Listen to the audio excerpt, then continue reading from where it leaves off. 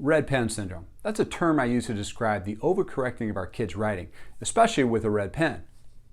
In this video, we'll look at a piece of student writing, and I'll show you how to correct the grammar issues so that your kids aren't overwhelmed, so that learning occurs, and then the pressure is taken off you. Let's go to the computer. I'm using an app called Kami, and I have a piece of writing here from a 7-year-old. As you can see, there are a lot of red pen marks on this page. So clearly the teacher is well-meaning. She spent a lot of time and effort on making these corrections.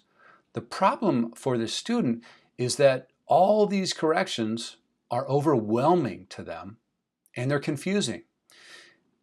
It's going to be hard for this child to look at all these corrections and then make the corrections on their next piece of writing.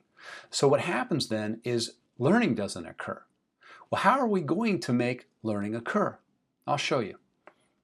So what we want to do then is, first of all, throw away that red pen and instead grab yourself a different color that doesn't have that negative connotation. And we're going to circle, for instance, all the capitalization errors on this page. And that's the only error that we're going to correct. So imagine that your child just gave you this piece of paper here and you don't put any red marks on it. Instead, all you do is you circle one error. In this case, capitalization errors. On the next piece of writing that your student would give to you, again, focus on capitalization errors and just circle the capitalization errors.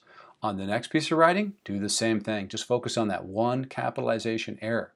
What'll happen is your child over time will learn about capitalization errors. You'll stop seeing them.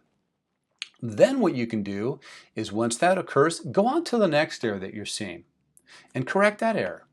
Just that one error. And when you start to see that error disappear, go on to the next error. So how do we get rid of red pen syndrome? How do we get our kids, for their long-term learning, to understand these grammar corrections? Well, we just correct one error at a time.